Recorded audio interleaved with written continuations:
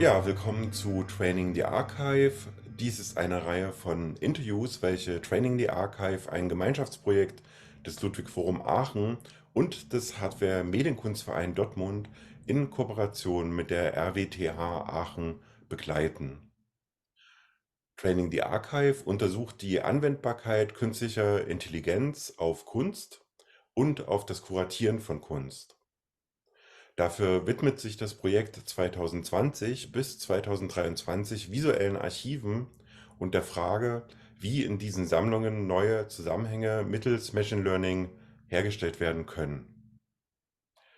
Für die Interviews werden KünstlerInnen, KuratorInnen und TheoretikerInnen befragt, die in den vergangenen Jahren wesentliche Beiträge zum Forschungsfeld der Bildproduktion und der künstlichen Intelligenz geleistet haben.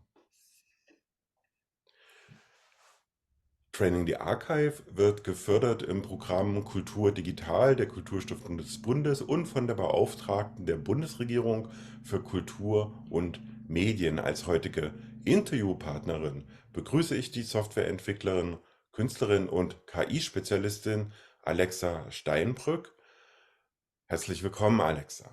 Hallo. Ähm, Alexa hat in Dresden und in Südfrankreich Bildende Kunst studiert und anschließend an der Universität Amsterdam einen Abschluss in künstlicher Intelligenz absolviert.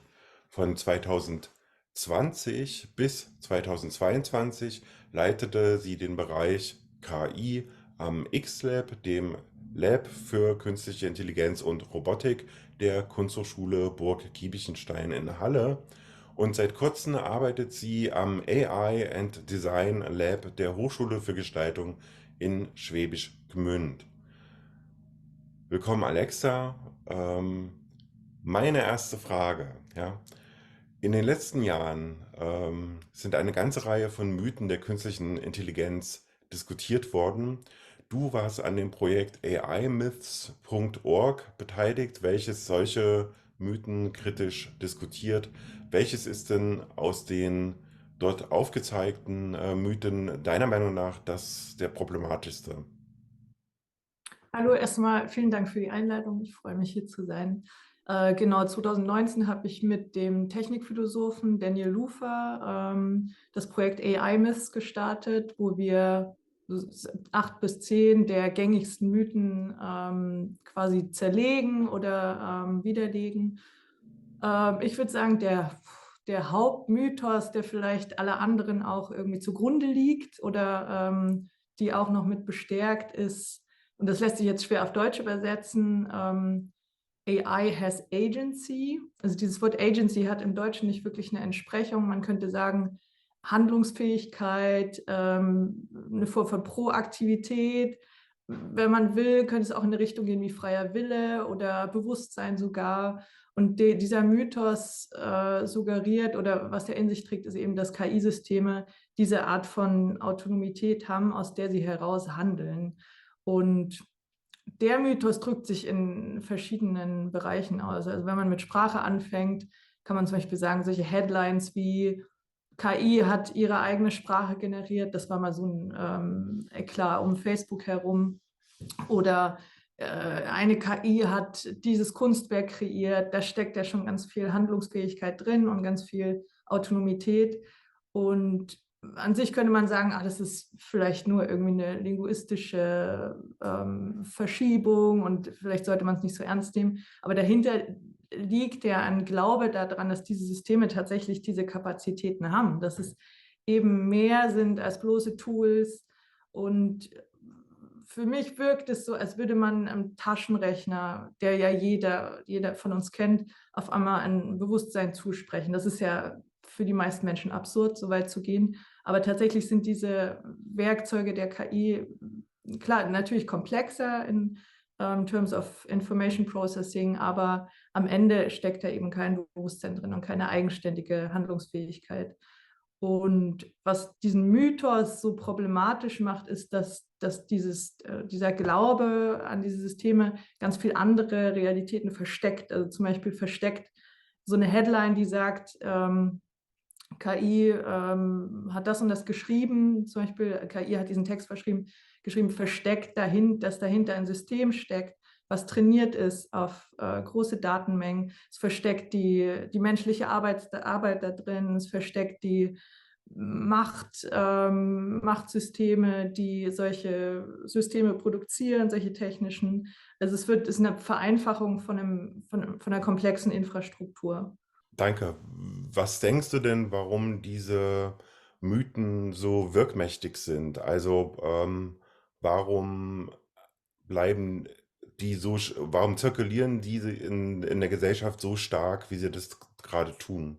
Ich glaube, KI ist halt ein spezieller Fall, weil es immer oder Maya Indira Ganesh hat mal gesagt, AI exists in this awkward place between technical reality and imaginary. Ich kann es nicht genau wieder zitieren, aber KI hat halt diesen mega komischen Platz, dass es uns einerseits vertraut vorkommt, weil es eben in Science Fiction schon lange existiert, dieses Konzept davon, was KI sein könnte. Gleichzeitig ist es aber auch ein Forschungsfeld. Ich habe KI studiert und muss immer Leuten erklären, ja, das kann man studieren. Es geht eben nicht darum, irgendwie künstliche Menschen zu erschaffen, sondern Teilaspekte von Intelligenz in Maschinen zu reproduzieren.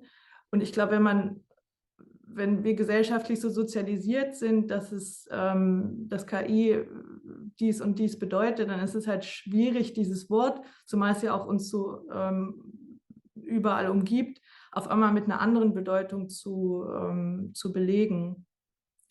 Und gleichzeitig glaube ich, weiß nicht, wie stark diese These ist, dass bestimmte Designstrategien, wie zum Beispiel Anthropomorphisierung, vielleicht da auch diesen Mythos auf eine gewisse Art bestärken. Also zum Beispiel, wenn man ein Sprachassistentensystem, was ja wirklich einen sehr abgesteckten Funktionalitätsbereich hat, wenn man das vermarktet als eine KI oder diesem System einen menschlichen Namen gibt, wie Amazon Alexa, und wenn es mit einer menschlichen ähnlichen Stimme spricht, dann triggert man ja sozusagen alle Impulse in uns, um diesem System so eine Menschenähnlichkeit zuzuschreiben. Und bei einem Thema, was eben von so Mythen so durchdrungen ist, fällt es halt dann dadurch schwer, das nur als so ein Sugarcoating zu sehen und zu sagen, ja, das ist ja nur die Hülle und dahinter, ich weiß genau, wie limitiert das ist. Also es ist so eine Gratwanderung. Ein anderes spannendes Projekt, an dem du beteiligt warst, ist Better Images of AI.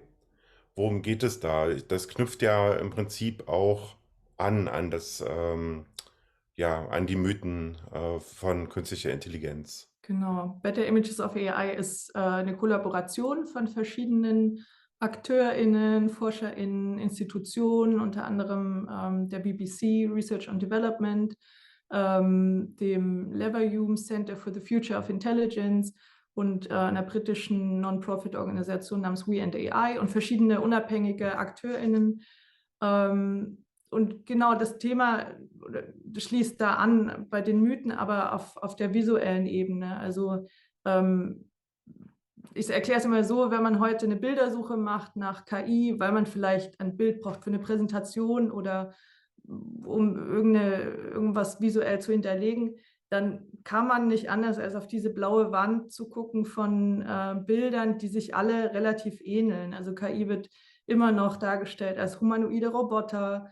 Die Farbe Blau dominiert sehr. Man hat Matrix-Zahlen, die in der Luft rumschwirren. Also alles visuelle Topoi, die überhaupt nichts mit der Realität von KI zu tun haben. Das ist die eine Kritik, dass wir sagen, so, das ist nicht repräsentativ. Und die andere Kritik ist, dass diese Bilder eigentlich sogar schädlich sind, weil diese Technologie so wichtig geworden ist in allen unseren Leben, dass man es eben nicht nur als vielleicht irgendein Auswuchs der Popkultur sagen könnte, dass diese Bilder, ja, es ist lustig, sondern die Bilder haben eine Wirkung und beeinflussen eben, wie wir KI wahrnehmen und wie wir vielleicht auch die Regulation und die Regulierung von diesen Systemen wahrnehmen. Better Images of AI hat sich zum Ziel gesetzt, eine Bilddatenbank zu erschaffen von eben besseren Bildern, die für alle zugänglich sind unter Creative Commons Lizenzen. Und die haben wir jetzt gebaut, die ist langsam am Wachsen, ist natürlich nicht einfach, solche Bilder zu bekommen oder in Auftrag zu geben. Genau, aber es ist trotzdem eine ständig wachsende Bibliothek. Und parallel dazu machen wir Awareness-Raising-Kampagnen, also wir geben Workshops zu dem Thema. Wir mischen uns auf Social Media ein. Genau. Und wie kann ich mir konkret dann die Bilder, die ihr schafft, vorstellen? Du hast ja mit Studierenden der Kunsthochschule Burg-Giebichenstein auch an diesem Thema gearbeitet und ihr habt da auch ja, Beiträge dazu geliefert. Welche ja, visuellen Lösungen habt ihr da gefunden? Man könnte zum Beispiel auch die menschliche Seite beleuchten, also die menschliche Arbeit hinter den Systemen. Und da kommt man ja relativ schnell auf das Thema Clickworker oder auch Gigworker, wenn man so will. Also Menschen, die sehr wichtige Arbeit machen, die Datasets zu labeln oder überhaupt Datasets zu erstellen, die dafür notwendig sind, um diese intelligenten Systeme zu trainieren. Und das Thema selber kann man auch von zwei Seiten beleuchten. Also relativ schnell kommt man in eine düstere Seite, wenn man das Thema Clickworker betrachtet, weil man weiß, die sind unterbezahlt, das ist monotone Arbeit. Und in die Richtung hat das ein Student von mir auch interpretiert. Der hat mit dem 3D-Drucker kleine Menschen am Computer gebastelt, die an Tische gesetzt, 100-fach so ausgedruckt, dann in der Hohlkehle fotografiert und auch relativ düster beleuchtet. Und diese Bilder erzählen natürlich das Narrativ von Ausbeutung, von monotoner Arbeit, von versteckter Arbeit. Dasselbe Thema hat aber auch verschiedene Seiten und wir haben auch andere Bilder in der Datenbank, die auch die Arbeit von Clickworkern darstellen, aber das sind tatsächlich Fotos von echten Menschen, von einer Firma, die einen sehr großen sozialen Anspruch hat, die sagt, wir wissen, dass diese Arbeit relativ monoton ist, daher lehren wir diesen Menschen gleichzeitig so grundlegende digitale Skills, die sie befähigen, vielleicht in ihrem nächsten Job eine bessere Bezahlung zu bekommen. Und diese Bilder haben freudige Farben, man sieht Leute am Computer. Es hat schon ein bisschen so eine Art Stockfoto-Ästhetik, aber es sind existierende Menschen, sehr divers. Genau, also man kann jeden Aspekt von KI auch natürlich unterschiedlich beleuchten und darstellen. Danke. Als du an dem Projekt gearbeitet hast, gab es da Sachen, die dir auffielen in der Diskussion mit den Studierenden? Also erstmal ist das Thema natürlich, ich war total dankbar, dieses Thema an die Kunsthochschule zu bringen, weil man natürlich diese fabelhaften Studierenden hat, die alle schon ihre eigene künstlerische, gestalterische Praxis haben, die sie nun auf so eine konkrete Aufgabe anwenden können. So, das war absoluter Glücksgriff oder auch ein gutes Match. So. Gleichzeitig bin ich mir dann aber bewusst geworden in der Arbeit mit den Studierenden, dass die Aufgabe unheimlich schwierig ist. Also die Aufgabe heißt ja im Grunde, mach bessere Bilder, befreie dich von diesen ganzen Mythen, mit denen man sozialisiert ist und aufgewachsen ist und das innerhalb von 2 Monaten am besten. Und das habe ich halt verstanden, dass das viel mehr Zeit bedarf. Also eigentlich bräuchte man ein halbes Jahr intensive Auseinandersetzung mit dem Feld, mit den verschiedenen Aspekten, vielleicht auch mit den technischen Realitäten, vor allem mit den Diskursen. Also ganz viele, die Studierenden sind einfach nicht mit den Diskursen vertraut. Also vielleicht haben sie schon mal von dem Wort Bias gehört, aber was das alles nach sich zieht. Also es ist relativ schwierig, da eine gemeinsame Sprache zu finden. Wir haben aber auch so, ich nenne es Mini-Challenges gemacht, die ganz sinnvoll waren, um sich so einzugrooven in das Projekt. Eine Challenge war zum Beispiel, dass ich so ein fürchterliches KI-Bild rausgesucht habe, also zum Beispiel humanoider Roboter zeigt auf ein Hologramm. Das ist so ein Topos, den sieht man ganz häufig. Dann habe ich mit Image Reverse Search auf Google nach Artikeln gesucht, die alle dieses Bild benutzen, um ein bestimmtes Thema zu visualisieren. Und das ging von Biorobotik über Game-Entwicklung zu ja, ethischen Problematiken, so, also für ganz verschiedene Kontexte, aber alle dasselbe Bild.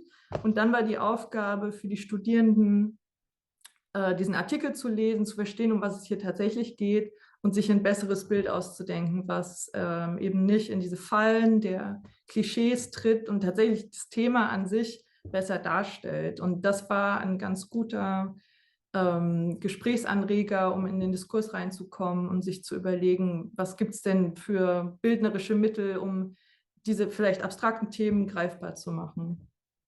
Mhm. Das finde ich schon, also finde ich auf jeden Fall eine sehr spannende Vorgehensweise, weil das ist ja im Prinzip auch ein Problem in der Lehre und das würde mich auch noch ein bisschen mehr interessieren, weil eben der künstlerische Umgang mit AI, also mit künstlicher Intelligenz, doch ein sehr junges und experimentelles Feld ist. Hast du noch weitere Vorgehensweisen für die Lehre entwickelt?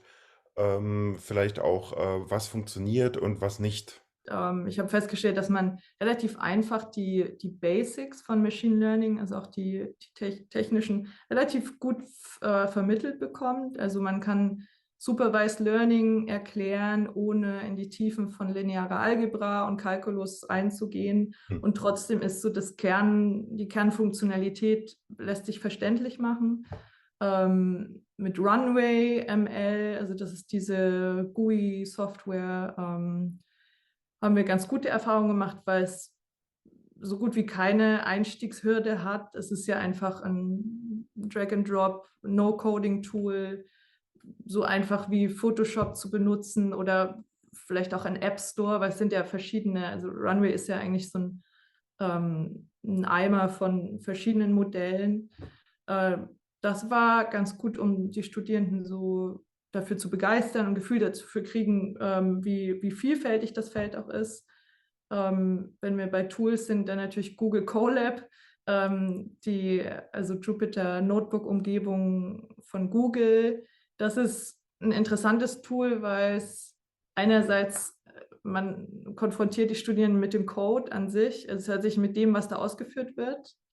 Man öffnet die Blackbox sozusagen. Gleichzeitig kann man aber damit interagieren, indem man nur Knöpfchen drückt. Also es ist so ein merkwürdiges Mischtool. Und ich finde es aber für die Lehre ganz interessant, weil man halt tatsächlich den Studierenden zeigen kann, hier ist der Code, da ist nichts versteckt. Ja, aber es bleibt auf jeden Fall eine offene Frage, wie realistisch es ist, in die technischen Tiefen zu gehen, weil es ist immer ein Abwägen zwischen eigentlich Flexibilität und Abstraktion. Also je Runway ist zum Beispiel sehr abstrahiert, dafür hat man aber nur diese 200 Models, die man benutzen kann. Und wenn man da irgendwie an einem Code tweaken will, hat man halt keine Chance, weil es da drin steckt.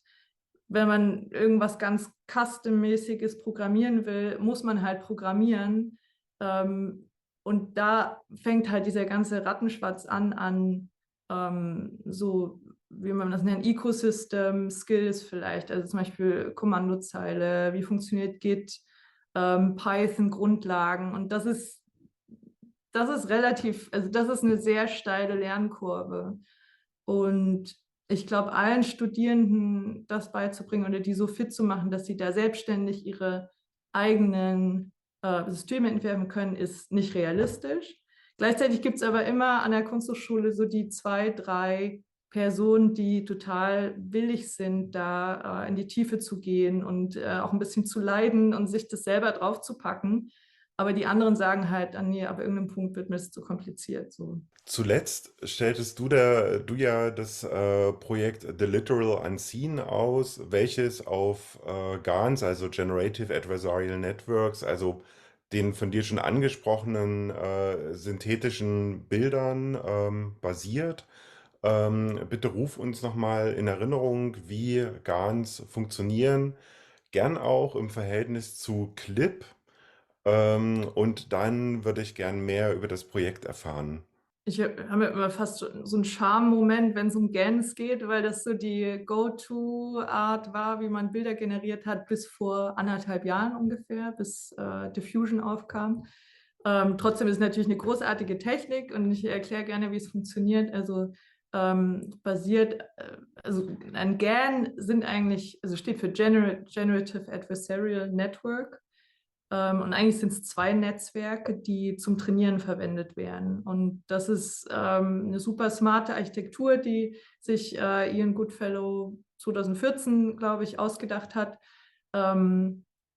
weil es im Grunde, eigentlich kann man sagen, es reproduziert so ein bisschen das Spiel zwischen der Polizei und den Geldfälschern, die graduell, weil sie miteinander konfrontiert sind, immer besser werden. Also in einem GAN gibt es ein Generator-Netzwerk und ein Discriminator-Netzwerk. Der Generator generiert Bilder. Der Discriminator entscheidet, ob das Bild echt ist oder ein Fake. Also echt würde bedeuten, es kommt aus dem Trainingsdatensatz, und Fake würde bedeuten, es ist synthetisch. Und beide Netzwerke haben am Anfang 0 Wissen, also sind quasi auf Neues eingestellt oder komplett random, können noch gar nichts und lernen dann voneinander und natürlich mit den gelabelten Daten, weil das System selber weiß ja schon, ob es aus dem Trainingsdatensatz kommt oder nicht. Und genau, also der Generator produziert am Anfang relativ random Daten. Der Discriminator versucht das zu unterscheiden, und Stück für Stück werden sie immer besser. Genau, und wenn bei dem GAN beide Parteien sozusagen trainiert sind, kann man dann den Generator wieder abstöpseln und als eigenständiges Netzwerk benutzen, um zum Beispiel neue Bilder zu generieren für was auch immer, für ein künstlerisches Projekt. Und Clip hat eigentlich mit GANs gar nichts zu tun. Es ist einfach eine andere Netzwerkarchitektur von OpenAI entwickelt, was sich mit der Beziehung von Sprache und Bildern auseinandersetzt. Und man kann aber Clip und GANs kombinieren und dadurch relativ spannende Sachen machen, weil also der Nachteil von einem GAN ist, was man da rausbekommt, ist im Grunde eine komprimierte Repräsentation von dem Datensatz. Also alle potenziellen Bilder sind runter in einen niedrigdimensionaleren Raum gebracht, den man sozusagen durchlaufen kann, und jeder Punkt in diesem Raum ist ein potenzielles Bild, was den Bildern im Trainingsdatensatz ähnelt.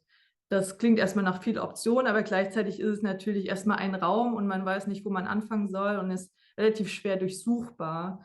Und diese sozusagen Undurchsuchbarkeit und dadurch vielleicht auch Unbenutzbarkeit wird verbessert, indem man das Netzwerk, man nennt das conditional, macht. Also dass man sagt, anstelle von einfach einen random Vektor da reinzugeben, sagt man, nee, man steuert dieses Netzwerk an mit zum Beispiel einem anderen Bild oder Text.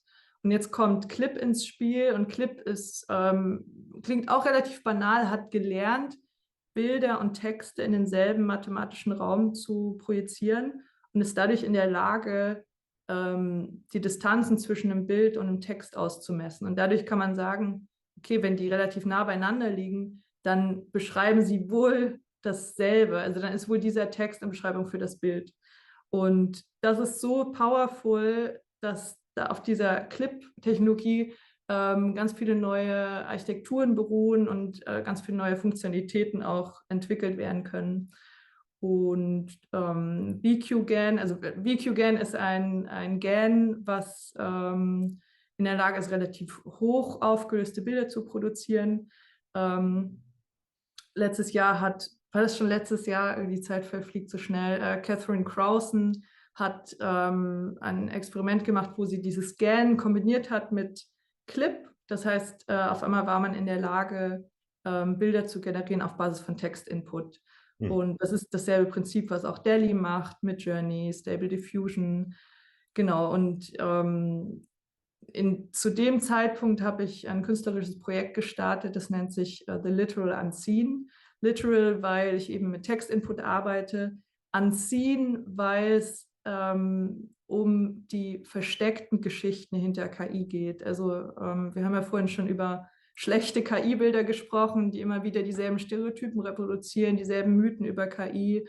Und mich hat interessiert, was kann man denn für andere Geschichten oder vielleicht, wie kann man diese Technologie realistischer darstellen, mithilfe von Text-zu-Bild-Algorithmen. Und das haben natürlich andere Leute auch schon versucht, und oft ist der Input einfach eine künstliche Intelligenz.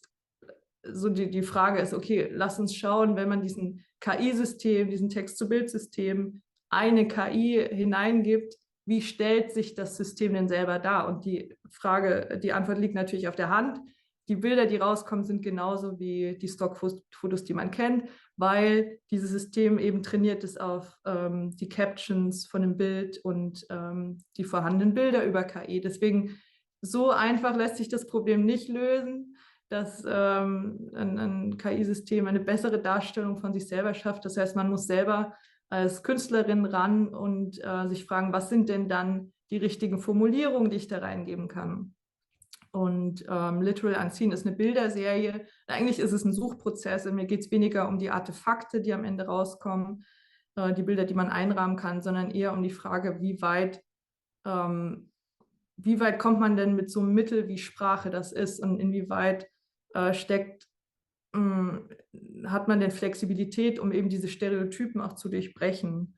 Also ein Thema von den Bildern ist zum Beispiel die Datensammlung im öffentlichen sowie im privaten, dass eben diese Systeme, über die wir gerade reden, natürlich auch trainiert sind auf gescrapte Daten aus dem Netz, wo so gut wie keine Aufmerksamkeit dafür existiert, ob da jetzt ein Copyright drauf liegt oder Persönlichkeitsrechte. Also dieser Gestus von sich alles greifen, was da ist, gibt es ja schon sehr lange in der Geschichte der KI. Und das ist zum Beispiel auch ein Thema, was man visualisieren könnte, was ich auch tue in dem Projekt. Oder ein anderes Bild, das beruht tatsächlich auf einem Originalprompt von Kate Crawford und ihrem Buch Atlas of AI. Da sagt sie, the cloud is made of rocks, lithium, brine and crude oil. Also die Cloud besteht aus Stein, Lithiumsohle und Erdöl. Und den Prompt habe ich 1:1, wie er war, in so ein System eingegeben und das Bild war perfekt. Es zeigt natürlich eine Landschaft mit einer riesigen Wolke, die die Struktur von Steinen hat und übersetzt dadurch halt diese Metapher, die sie anwendet, in ein existierendes Bild und ist in meiner Meinung auch eine realistische Darstellung von KI, obwohl die Cloud natürlich mehr ist, aber Cloud-Technologien sind natürlich für KI-Produkte auch relativ zentral. Stable Diffusion als eines der aktuellen Diffusion Models, das basiert ja auf diesem Datensatz Lion 5B.